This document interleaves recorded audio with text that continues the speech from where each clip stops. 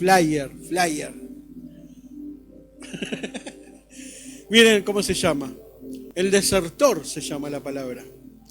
Si bien esta palabra está familiarizada a lo que vemos ahí, al ejército, ¿sí?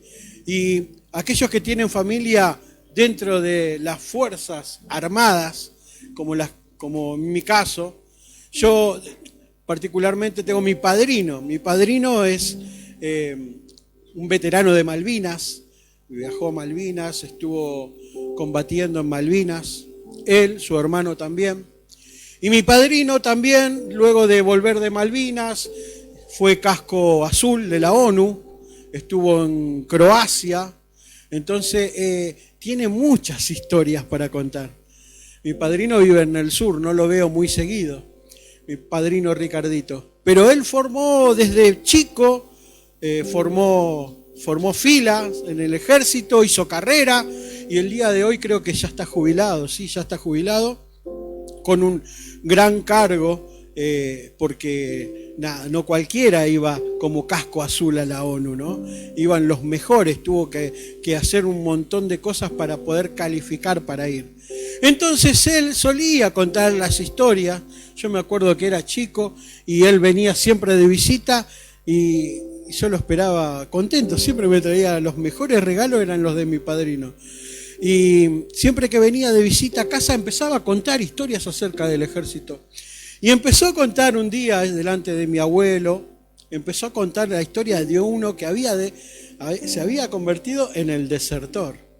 Pero si bien esta palabra, como decía, está familiarizada, muy familiarizada con el tema del ejército, desertor tiene que ver con alguien que abandona esos principios que había adquirido.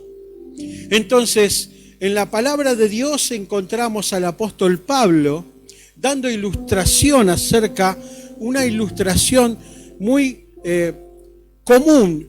Pablo se había adquirido, que veo virtudes del apóstol Pablo, similares a las que tenía Jesucristo. Jesucristo, cuando quería enseñar algo, tomaba un ejemplo común, corriente, que lo podía entender del más anciano al más pequeño, el más sabio, instruido, al cualquier trabajador de la época. Y Jesucristo tenía esa gracia para poder llegar con el mensaje. Entonces veo estas cualidades, también las veo en el apóstol Pablo. Pablo hace dos ilustraciones acerca de la vida cristiana. Una es acerca de un soldado, de los soldados de Cristo. Y esto lo menciona en varios libros de la Biblia, ¿sí? En varios libros de la Biblia menciona acerca de que los cristianos somos como soldados en fila. Y también hace mención acerca del atletismo, de un atleta corriendo una carrera. Y para eso quiero que abramos la palabra del Señor en 2 de Timoteo, capítulo 2, versículo 3 y versículo 4. Y este es el consejo que Pablo le está dando a Timoteo. 2 de Timoteo 2, versículo 3 y versículo 4. Dice de esta manera. Voy a leerlo en esta versión que es la que le encanta a Claudio. Por eso voy a leer en esta versión que es la palabra de Dios para todos. Y ahora van a ver por qué. Porque es hermosa, esta versión es sencilla. Dice así la palabra del Señor. Como un buen soldado de Jesucristo, comparte conmigo los sufrimientos. Ahí está dando uno de los dos ejemplos que mencioné anteriormente. Versículo 4 dice, lisa, clara y sencillamente, ningún soldado pierde su tiempo pensando en asuntos de la vida civil, porque lo único que le preocupa es agradar al capitán, dice esta versión. Entonces, está dando una ilustración clara a su discípulo Timoteo. En este tiempo, en esta carta, Pablo le escribe a Timoteo alentándolo. Todo lo que oíste de mí, todo lo que viste que yo hice, dice Pablo, tenés que reproducir. Entonces tenés que ser como un buen soldado de Cristo, dice. Entonces hace una de las dos ilustraciones a la cual hoy vamos a llegar a indagar. La primera ilustración es la del soldado, pero si bien, como dije, una es esta, vamos a ver la segunda ilustración, pero para eso vamos a leer el libro de Corintios. Vamos a leer Primera de Corintios 9, versículos del 24 al 27. Y aquí está la segunda ilustración con la cual Pablo va a ilustrar cómo debe ser la vida de un cristiano. Y en este segundo ejemplo lo compara con un atleta corriendo una carrera. Y dice así la palabra del Señor. Cuando hay una carrera, todos corren para ganar, pero solo uno recibe el premio. Así que corran para ganar. Todos los deportistas que compiten en la carrera tienen que entrenar con disciplina. Lo hacen para poder recibir un premio que no dura. Pero nuestro premio dura para siempre. Versículo 26 dice: por eso yo no corro sin una meta, ni peleo como los boxeadores que solo dan golpes al aire. Miren lo que dice el versículo 27. Golpeo mi propio cuerpo y lo castigo para controlarlo, para así no resultar yo descalificado ante Dios después de haber anunciado las buenas noticias de salvación hacia los demás.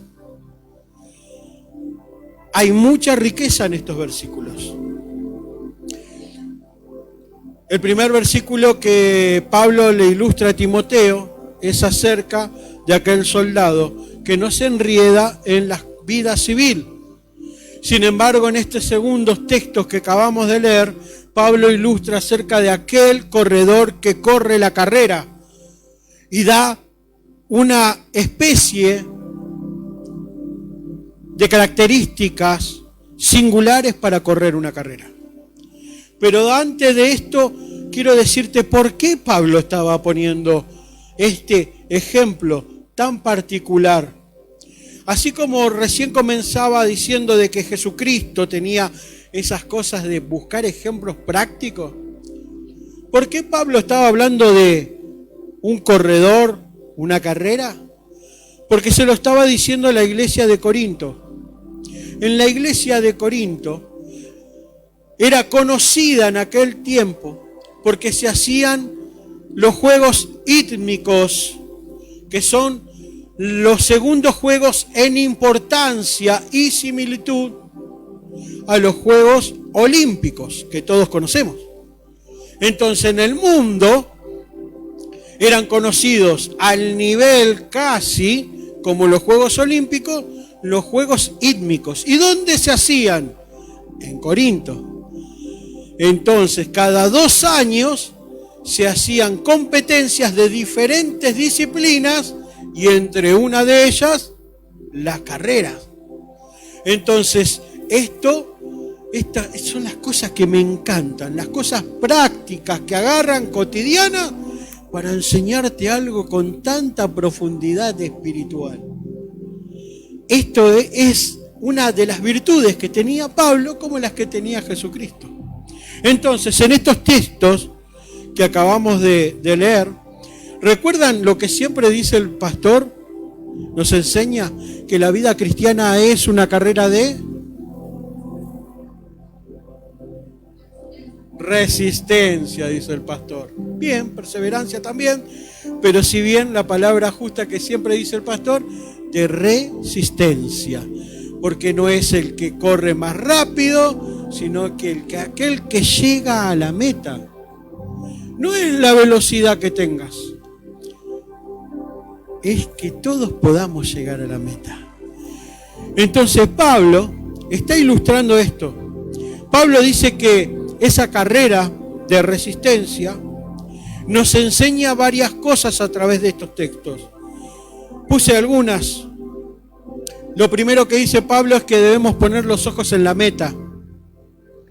¿Estás poniendo los ojos en la meta? ¿Estás poniendo los ojos en Jesús? ¿O estás poniendo los ojos en las personas? Déjame decirte, si estás poniendo los ojos en la persona, estás equivocada. Estoy equivocado. Las personas fallan, pero Cristo no. Por eso nuestros ojos deben estar puestos en Cristo Jesús. Él debe ser nuestra meta. ¿Cuál es la meta?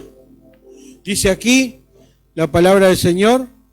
Nos habla, como segundo punto que anoté, de un premio. Está hablando y dice, ilustra que los que corren, corren por un premio. Ese es su propósito, pero ese premio es efímero. Todos quieren llegar a la meta y ganar, pero ese es pasajero. Sin embargo, dice Pablo, nuestro premio es eterno, perdura para siempre. Por eso no debemos desenfocarnos, por eso no debemos dejar de mirar la meta. Tercero, dice que debemos entrenar. Si debemos entrenar es porque debemos tener una preparación. Debemos ser constantes. Debemos prepararnos para la carrera. Ningún atleta, los jugadores de fútbol, que tanto nos encanta ver con Mauro, hacen su pretemporada.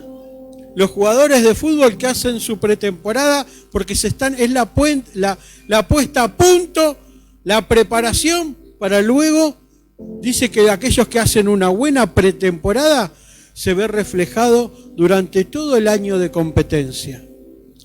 Pero en esa pretemporada hacen ejercicios especiales, la alimentación es especial, el tiempo en el cual se levantaba, lo habrán visto, se habrán visto en el noticiero, los jugadores de Riestra, que subió a primera, un equipo de la B que subió a primera, Deportivo Riestra.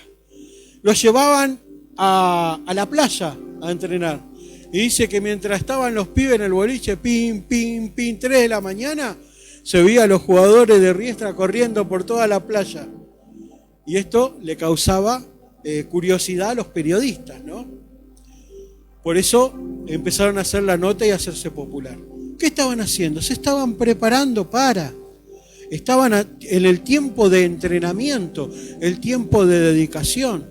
Entonces el periodista había averiguado los horarios, dice, 3 de la mañana salir a correr, decía. De 3 a 4 salían a correr, de 4 a 5 descansaban, de 5 a 6 desayunaban, y así, todo el itinerario, tiempo por tiempo. Y todo lo que tenían que comer, todo lo que debían que dejar. Entonces hay un tiempo de preparación. Esto es lo que ilustra Pablo. Como cuarto punto puse que debemos tener disciplina. ¿Y qué significa tener disciplina? Es hacer cosas diferentes a las que hacen los demás. Es abstenerse de cosas que hacen los demás. Eso es disciplina. Eso es autodisciplinarse. Es restringirse de cosas que tal vez te gustan, pero sabes que te van a impedir correr la carrera o ser efectivo en ella. 5. Dice, no debemos distraernos en la carrera. No debemos descuidar la salvación. Y si tenés la Reina Valera, acabás de leer, siendo yo heraldos para otros, no vaya a ser cosa que yo haya sido perdido. ¿Qué significaba un heraldo en los tiempos de rey? El heraldo era aquel que venía delante del rey y tocaba la trompeta. Pa, pa, pa, pa, pa, pa, pa. Atrás del rey, del heraldo, venía el rey. Nosotros somos anunciadores de Cristo. Nosotros somos lo que anunciamos que el Señor viene. Nosotros somos heraldos para otros. Nosotros somos lo que a otros le decimos, que Cristo viene pronto, que Cristo dio su vida por Él. Entonces son los demás que van a ver nuestra vida y van a tener la comunión con el Rey, el encuentro con el Rey, a través de los heraldos. Cada uno de nosotros somos heraldos de Cristo.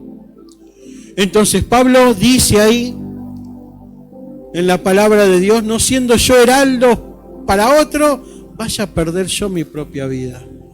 Entonces, no debemos descuidarnos, no debemos distraernos. Muchos se agotan, desisten y otros se desvían del camino. Entonces, hay una manera de correr la carrera. Pero quiero que juntos veamos una historia. La historia del desertor. La historia del desertor la vamos a encontrar en el Nuevo Testamento. Tranquilo, no voy a hablar de Judas. No voy a hablar de Judas Iscariote. Voy a hablar de un colaborador de Pablo. Aquel que fue el desertor. Hay solo tres menciones en el Nuevo Testamento. En la Biblia, en el Nuevo Testamento, solo 3 menciones de este desertor. La primera mención la vamos a encontrar en Colosenses. Y esta mención, Pablo, al final del libro de Colosenses, anuncia unos saludos. Y en esos saludos dice, saludo a Lucas y a Demas. Le manda saludos en el libro de Colosenses. Pero esa era la primera mención. Vamos a leer la segunda mención, que está en el libro de Filemón, un libro cortito del Nuevo Testamento, porque era una carta de Pablo a Filemón cortita. Dice Filemón 1, versículo 24. Miren cómo lo ilustra. Quiero leer porque miren cómo lo ilustra. Filemón 1, versículo 24 dice, también te mandan saludos Marcos, Aristarco, Demas y Lucas, el combo. Y a continuación dice, mis compañeros de trabajo, mis conocidos, mis amigos, con los que estoy llevando la obra de Dios en este tiempo. Te mandan saludos, le decía Pablo a Filemón. ¿Por qué? Porque ellos estaban con Pablo, estaban rodeados, estaban haciendo la voluntad de Dios en la tierra, estaban expandiendo el Evangelio, estaban sosteniendo iglesias, estaban predicando la palabra de Dios y seguramente estaban juntos. Seguramente estaban haciendo la voluntad de Dios en la tierra. ¿Hay algo más grande que eso? Hacer la voluntad de Dios en la tierra. Estaban juntos. Mis compañeros de trabajo, con aquellos que hago la voluntad de Dios en la tierra. Te mando saludos. Esa es la segunda mención que encontramos en la palabra de Dios acerca de la vida de Demas. Pero tristemente, la tercera mención que menciona la palabra de Dios es poco feliz. Para eso, los invito a que juntos podamos leer el libro de Segunda de Timoteo 4, versículo 10. Mire lo que dice la palabra del Señor. Segunda de Timoteo 4, versículo 10. Demas me abandonó porque amaba las cosas de este mundo y se fue a Tesalónica. ¿Qué dice Pablo acerca de Demas? Esta tercera mención. Amó las cosas de este mundo Entonces ahí cuando recordé a la mujer de Lot que miró hacia atrás porque quiso volver a la vieja vida y se convirtió en una estatua de sal. Antiguo Testamento. Está bien, aquí Demas no se convirtió en una estatua de sal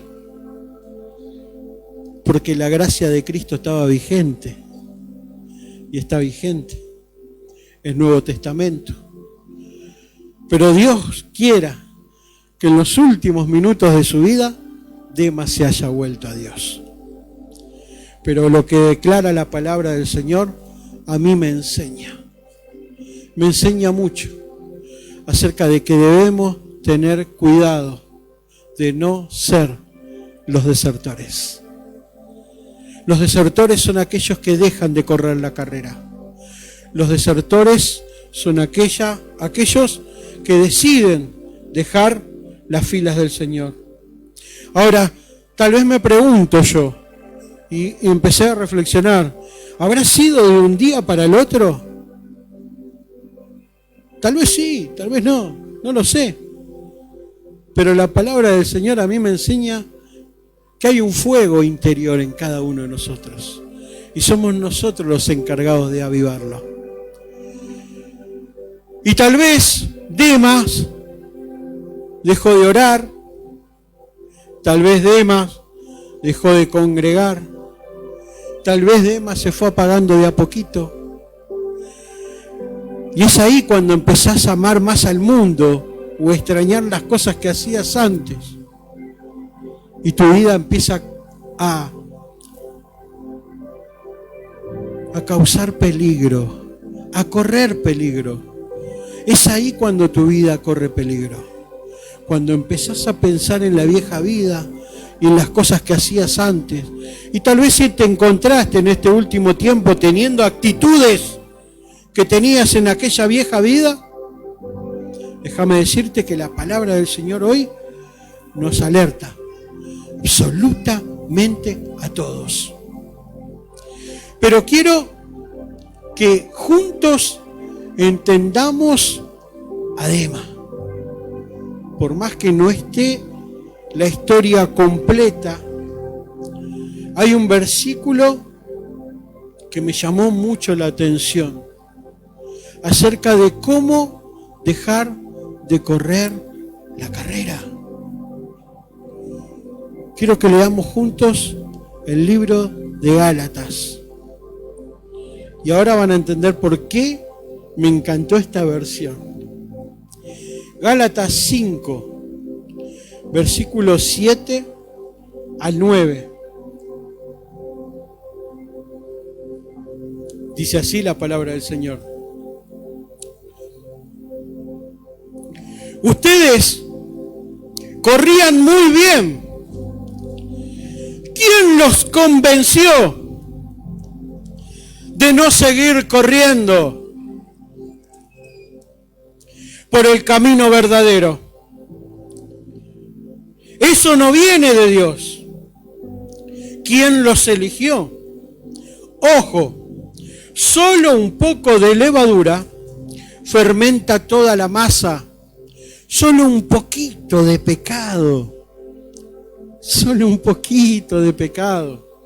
Solo un poquito de cosas que me estoy permitiendo en este último tiempo pueden llevarme a la perdición. Pero este texto precioso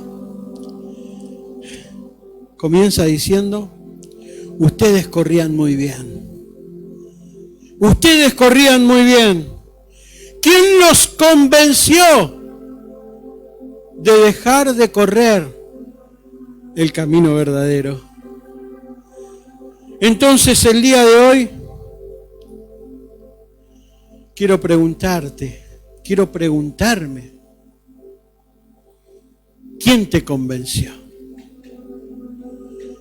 ¿Quién te convenció a dejar de correr esta carrera?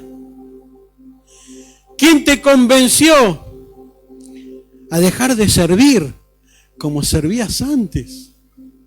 ¿Quién te convenció? Hacemos malabares últimamente, malabares. El grupo de limpieza de la iglesia. Malabares hacen. Y de tantos que eran, quedaron muy poquitos. Y cuando, como les decía la vez pasada una hermana de esta congregación, porque una vez discutí con mi hijo. No nos peleamos, sino que discutíamos. Yo le decía, el servicio de Dios es una carga. Y me decía, no, ¿cómo vas a decir que el servicio es una carga, pa? ¿Cómo podés decir eso? Pará. La Biblia, Jesucristo mismo dijo, ligera, mi yugo es liviano, ligera. Entonces, el servicio a Dios es una carga ligera, que da gozo, que da placer, pero no deja de ser una carga, no es una mala palabra que sea una carga. Entonces, al tener menos obreros, la carga se hace más pesada porque somos menos. Antes, las mujeres venían a limpiar cada mes y medio. Últimamente, Mari viene casi toda la semana. Porque Mari es el comodín del grupo de limpieza. Y a veces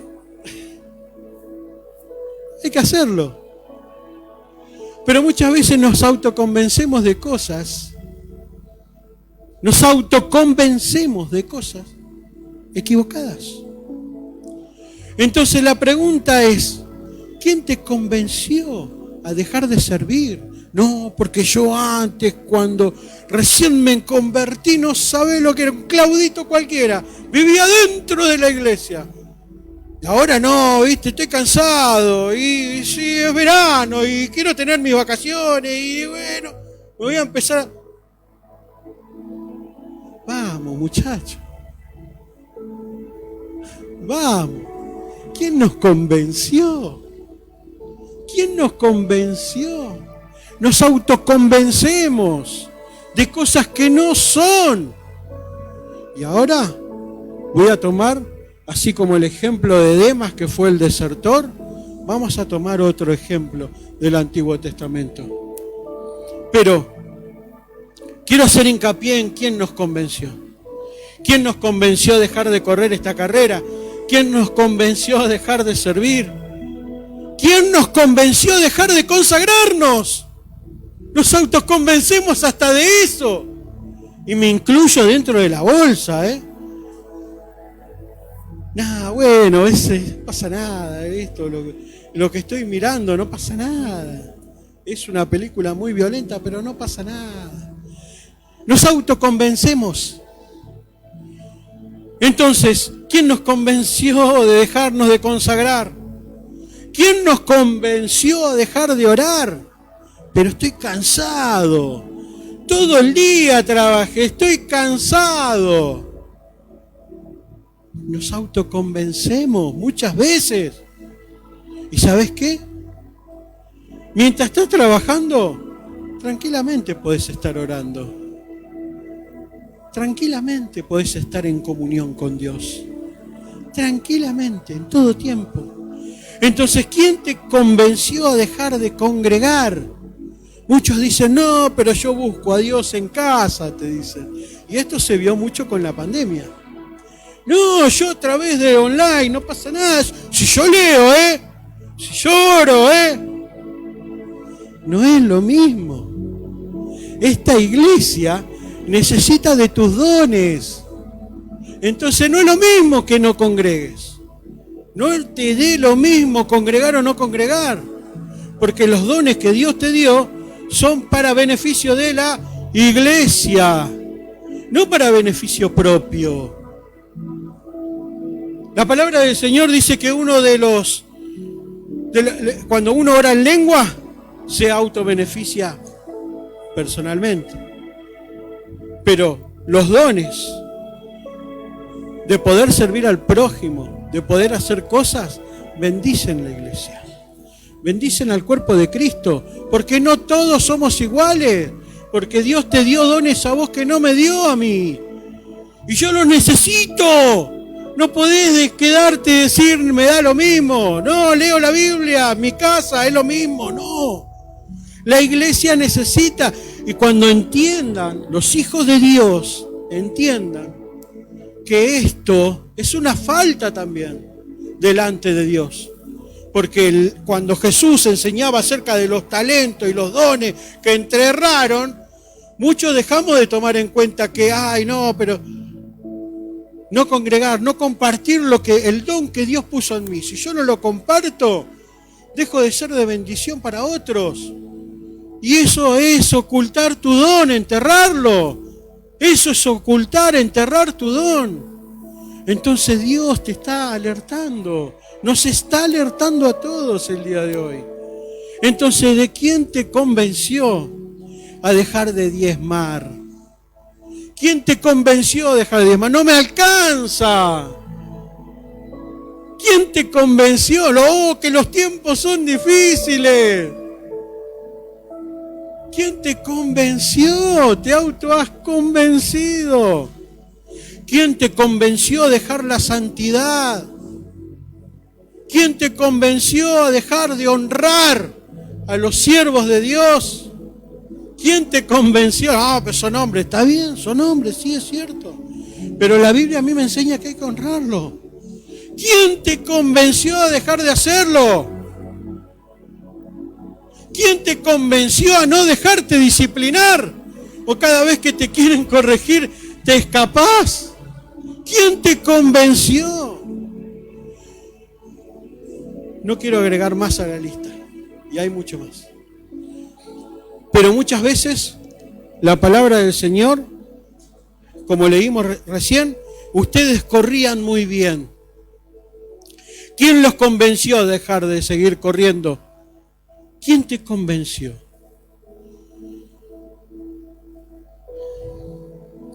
Si bien la lista puede seguir, muchas veces culpamos a otros. No, lo que pasa es que, el pastor me habló mal, se levantó con el pie torcido, me habló mal el pastor, entonces, ¿sabes qué? Ahora no voy más, o no sé, o no sirvo más, o no hago esto más, o dejo de hacer lo que venía haciendo. ¿Por qué? Porque el pastor... Nos autoconvencemos y queremos echarle la culpa a los demás siempre. Y muchas veces es uno el que tiene que testearse espiritualmente. Y si algo que siempre hablábamos con mi amigo Marcelo, un amigo mío que caminamos juntos cuando conocí a Cristo, siempre hablábamos de esto, del autotesteo espiritual. ¿Te haces un autotesteo espiritual? Me decían. ¿Cómo es eso? No, uno se tiene que siempre hacer un testeo espiritual, me decía. Es como ponerse un termómetro. Entonces vos te mirás la temperatura que tenés. Vos te haces un testeo espiritual. ¿Cómo estás delante de Dios? Me decía. Me temblaban las piernas, ¿viste? Porque te tiemblan las piernitas. Y decís, uy, ¿cómo estoy delante de Dios? Dame un día más que me corrijo, Señor. Dame un día más. Nos pasa a todos. A todos. Todos tenemos cosas para corregir. Y en esto se refleja el amor de Cristo, en que nos da la posibilidad de poder siempre seguir corriendo la carrera. Pero déjame decirte esto, que nuestra vida corre peligro al desertar. El mismo Pablo dijo, siendo yo anunciador para muchos, puedo perder la salvación, puedo perder en esta carrera. Siendo yo que alerté a otros. Pero quiero, así como te dije el ejemplo del desertor, quiero darte el buen ejemplo del Antiguo Testamento. El buen ejemplo del Antiguo Testamento es David. David fue ungido como rey cuando se presume que 15 años tenía David. ¿Saben cuántos años pasaron para convertirse en rey? 15 años pasaron. Porque la palabra sí declara que David comenzó a reinar cuando tenía 30. Se presume que 15 años tuvo que esperar para constituirse el rey de Israel. Ahora yo te hago esta pregunta, ¿vos esperarías 15 años? Si te dicen, no, a partir de hoy, te dan una promesa y estarías sentado 15 años esperando. A todos nos costaría. Pero por algo la Biblia dice que David tenía un corazón conforme al de Dios. 15 años esperó David, pero no esperó sentado en una reposera. 15 años David esperó ser rey, pero Dios lo procesó durante esos 15 años. Injusticia le hacían. Cosas injustas vivía David. Hasta que andaba esquivando lanzas. En un momento estaba sentado a lo más bien, tocando el arpa, ¡pum!, una lanza que venía, que le tiraba al rey Saúl, de celos que tenía. ¿Justificado? Si estaba haciendo la voluntad de Dios David. No. Le sucedieron cosas difíciles, cosas duras, pero siguió perseverando en el camino, a pesar de sus errores, porque tuvo errores. Y todos ustedes, como dice el pastor, que conocen de Biblia, conocen la historia de David y Betsabé. ¿Cometió errores? Sí, pero delante del error dijo, no quites de mí tu Santo Espíritu. Se arrepintió de todo corazón, no quería perder la presencia de Dios, no le importaba el reinado. Sin embargo, a Saúl sí. Saúl, ante la misma situación, dijo, no me avergüences delante del pueblo. ¿Dónde tenía puestos los ojos Saúl y dónde tenía puestos los ojos de David? Es la clave para no desviarnos del camino del Señor y del camino verdadero. No debemos sacar la vista de Jesucristo, sacar la vista de la meta. Termino. Concluimos con el libro de Hebreos. Como conclusión, estos dos textos, Hebreos 12, versículo 1, versículo 2. Fijémonos entonces que nos rodean muchísimas personas que demostraron su fe. Corramos sin fallar la carrera que tenemos por delante. Quitémonos de nuestra vida cualquier cosa que nos impida avanzar, especialmente el pecado que nos hace caer tan fácilmente. Fijemos nuestra mirada en Jesús, en quien la fe empieza y termina. En vez del gozo que podía haber tenido, sufrió la muerte en la cruz y aceptó la humillación como si no fuese nada. Después se sentó a la derecha del trono de Dios. La Reina Valera dice, fijemos los ojos en Jesús, el consumador de la obra. Fijemos los ojos en Jesús para poder correr la carrera. Pero el consejo que da el escritor del libro de Hebreos dice que debemos despojarnos, debemos quitarnos del peso del asedio, del peso del pecado. Debemos quitarnos del pecado para poder correr eficientemente la carrera. Y eso se traduce solo en una palabra: santidad. Santidad, santidad. Si hay algo que Dios quiere para que podamos llegar a la meta y poder alcanzar el premio y poder correr ligeramente esta carrera, es la santidad.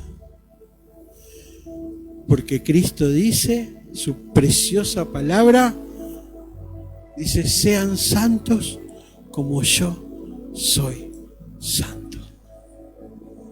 Iglesia de Dios, en este último tiempo, en este tiempo, no te dejes convencer, ni te autoconvenzas de cosas que no son. No te dejes convencer. Si servías, serví el doble. Si te consagrabas, consagrate el doble. Si orabas, ora más. Es tiempo de buscar a Dios. Es tiempo de volvernos a Dios por completo. Es tiempo de poner nuestros ojos en Jesús. Ponete de pie, así oramos juntos y le damos gracias a Dios por su preciosa palabra. Gracias, Jesús.